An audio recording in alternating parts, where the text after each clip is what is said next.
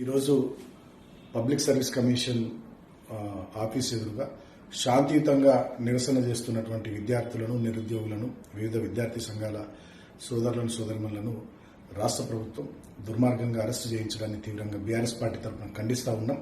గతంలో ప్రతిపక్షంలో ఉన్నటువంటి కాంగ్రెస్ పార్టీ ఇదే రేవంత్ రెడ్డి వీళ్ళందరూ కూడా అధికారంలోకి వచ్చిన వెంటనే గ్రూప్ 1లో పోస్టులు పెంచుతామని, గ్రూప్ 2లో 2000 పోస్టులు పెంచుతామని, గ్రూప్ 3లో 3000 పోస్టులు పెంచుతామని, గ్రూప్ 1లో కూడా 1:100 పిలుస్తామని చెప్పి, అదేవిధంగా డిఎస్సి 25,000 పోస్టులతో మెగా డిఎస్సి ఇస్తామని, 2 లక్షల ఉద్యోగాలను సంవత్సరం లోపలనే భర్తీ చేస్తామని, జాబ్ క్యాలెండర్ రిలీజ్ చేస్తామని, నిరుద్యోగులకు 4,000 రూపాయల నిరుద్యోగ భృతి ఇస్తామని అనేక రకాలైనటువంటి మాటలు చెప్తున్నారు. కానీ అధికారంలోకి వచ్చినాక మొత్తం ఈ అంశాలన్నింటినీ కూడా పక్కన పడేసి పాలనను గాలికి వదిలేసి దుర్మార్గంగా వ్యవహరిస్తూ ఉన్నారు.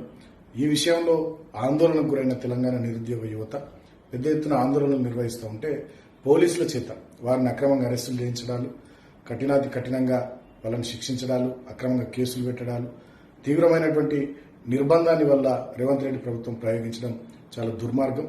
నిన్న రాత్రి నుంచే జిల్లాలో కూడా మా బీఆర్ఎస్ పార్టీ విద్యార్థి విభాగం యూత్ నాయకుల్ని అరెస్ట్ చేసి పోలీస్ స్టేషన్లలో ఉంచడం, ఈరోజు కూడా మా విద్యార్థి విభాగం అదేవిధంగా ఇతర విద్యార్థి సంఘాల నాయకులు, కార్యకర్తల్ని, నిరుద్యోగుల్ని, యువకుల్ని, విద్యార్థులందరినీ కూడా అరెస్ట్ చేసి అటు బొల్లారం పోలీస్ స్టేషన్లో, గోషమాల్ స్టేడియంలో ఇట్లా ఉంచడం ఇది చాలా దుర్మార్గం.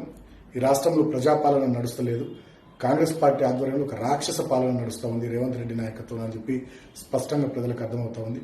మీరు ఇచ్చిన మాటలు తప్పి నిరుద్యోగులను ఇట్లనే ముంచే ప్రయత్నం చేస్తే, వాళ్ళ నడ్డి విరిచే ప్రయత్నం చేస్తే రాబోయే రోజుల్లో నిరుద్యోగుల కోపాగ్నికి ఈ కాంగ్రెస్ ప్రభుత్వం బలిగాక తప్పదు. ఖచ్చితంగా ఇప్పటికైనా ప్రభుత్వం తన వైఖరి మార్చుకోవాలి. తక్షణమే ఏమైతే గతంలో హామీలు ఇచ్చినారో వాటన్నిటి కూడా group 1, group 2, group 3, mega DSC, job calendar విషయంలో వాటిని నెరవేర్చుకోవాలి.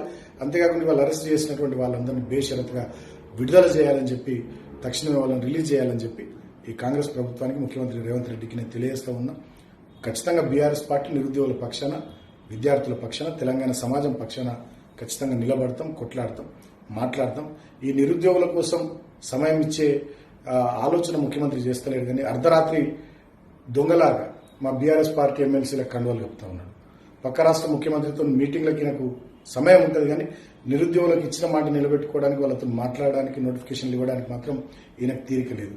ఢిల్లీకి చక్కర్లు కొట్టడానికి, హైకమాండ్కు మూటలు పంపేయడానికి ఈయనకు తీరిక ఉంది. కానీ తెలంగాణ ప్రాంతంలోని విద్యార్థి నిరుద్యోగ సమస్యల పరిష్కారం, నోటిఫికేషన్ల విడుదల, వీటి విషయాలు మాత్రం ముఖ్యమంత్రికి తీరిక లేకపోవడం నిజంగా చాలా బాధాకరం, దురదృష్టకరం. ముఖ్యమంత్రి వైఖరిని తీవ్రంగా ఖండిస్తూ ఉన్నాం. తెలంగాణ సమాజం అంతా గమనిస్తూ ఉంది.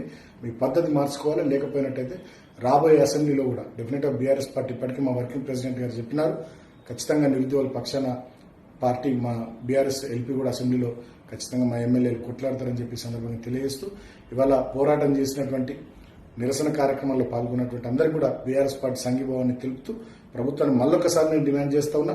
బేషరతుగా అరెస్ట్ చేసినటువంటి నిరుద్యోగులను, యువతులను, విద్యార్థులను, నాయకులను అందరినీ కూడా విడుదల చేయాల్సిందిగా నేను ఈ ప్రభుత్వాన్ని డిమాండ్ చేస్తూ ఉన్నాను.